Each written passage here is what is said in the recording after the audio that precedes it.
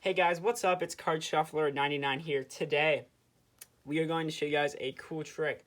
But before we get into it, make sure you check out our giveaway. We're giving away 5 Bicycle decks, 5 Theory 11 decks, and 5 Illusionist decks. So if you want to be entered in this giveaway, make sure you like the video. You have to be subscribed to the channel. Notifications have to be on. And make sure you comment on at least one video in the month of March. And you'll be entered in this giveaway. Anyways, we're gonna get right into the trick here, but we can start with the deck being shuffled. So we'll give it a quick shuffle, just like that. And why not one cut? And Adam, what I would ask you to do is you can select any card you would like. Doesn't matter what card you select. Wow, savage. Selecting the top card, the 3 of hearts. We'll take your card, put it somewhere to the middle of the deck, just like that, and maybe give the deck a few cuts. Now, here's what we're going to do, Adam. With the snap of the fingers, we're going to get your card, the 3 of hearts, I believe, to come right to the top, right? Your card? No? It's not my card. No? The ace of diamonds wasn't your card? Nope. Could you just hold out your hand like this, Adam? We'll take the ace of diamonds and we'll put it right here. And you could put your other hand on top, just like that. And here's what we're going to do. What we're going to do here is we're actually going to get the ace of diamonds to switch with your card, the 3 of hearts, somewhere in the deck. Just watch. So just hold your hands out right here. Ooh. You can actually show you the ace of diamonds comes out of the deck and the 3 of hearts jumps into your hands. That is a trick, guys. Let's learn how to do it. So, guys, there is no setup for this trick. No duplicates, nothing like that. And the deck can be shuffled before the trick starts. So that's how you can start the trick. You can use any deck of cards. You don't need a full deck. Nothing like that. So the deck can start in the spectator's hands. They can shuffle the deck however they would like. Doesn't matter how. So completely mixed up deck to start the trick. All right. So once the spectator is satisfied, it's always important that the spectator is satisfied with, the deck. It makes them feel a little more comfortable. So instead of the magician shuffling the cards, so it really doesn't matter. But just make sure the cards are shuffled and the spectator is, ready to begin. They're comfortable. So from here, what you're gonna do is you're gonna have to control the card to the top position. So there's many ways you guys can control a card. I'll show you guys 2 ways of what you can do. So one way is you just spread out the deck and you have them select a card. So let's say they select this one. I mean, honestly, guys, you can use any method you want to control the card to the top. It really doesn't matter. So you're going to take this card, and what you're going to do is you're going to place it, somewhere in the middle of the deck just like that. But you're not going to push it all the way in. You're just going to leave it a little bit out-jogged like that. So you're placing their card in somewhere in the middle, a little bit out-jogged like this. You're holding the cards here. And what you're going to do is when you push this card in, you're going to push down on this card. And what that's going to do is when you push down on it, it gives you a natural break right above the card, which you can then transfer to a pinky break. And yeah, so we're going to go over that one more time. So you have the card selected. Then you can take the card, take it. You're going to push down on the card to get a break, transfer it to a pinky break. So just put your pinky right there. And then from here, what you're going to do is you can either cut the cards or you could do a double undercut. So I like to do double undercut. So what you're going to do is once you have this break, you're going to take half the cards below the break, and then you're going to place them to the top. And then you're going to take the rest of the cards below the break, and you're going to place it on top. What this does is it controls the selected card right to the top of the deck. So that's one way you can control the card. I'm also going to show you another variation of a way you can control the card similar to that. So once again, you have the cards selected. Let's just say they select the same card again, Jack of Hearts. And this time, instead of just placing the card in like this, getting your break and then doing a double undercut to control it to the top, what you're going to do instead is when you have them selected, just dribble down through the deck like that.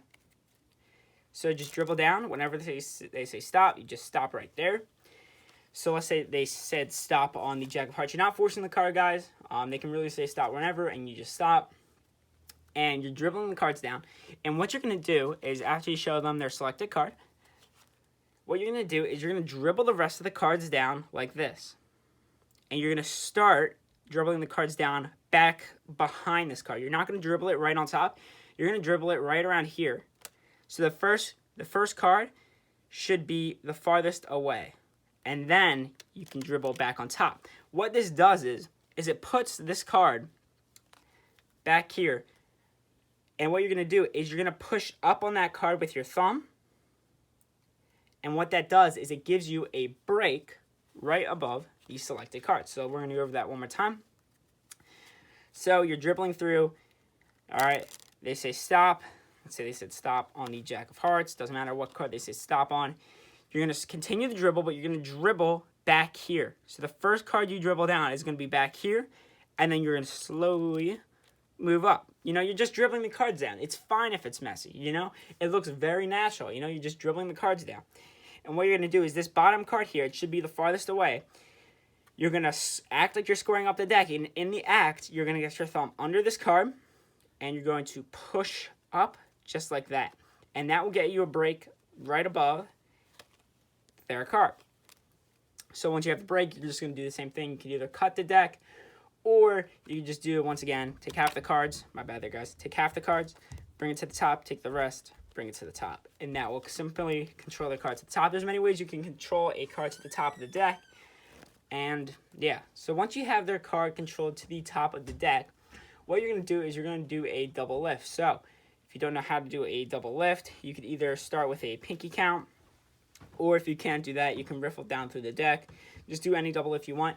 And when you riffle down, you just wait until you get 2 cards. Grab a pinky break under those 2 cards like that. And then you're just going to flip them both over at the same time.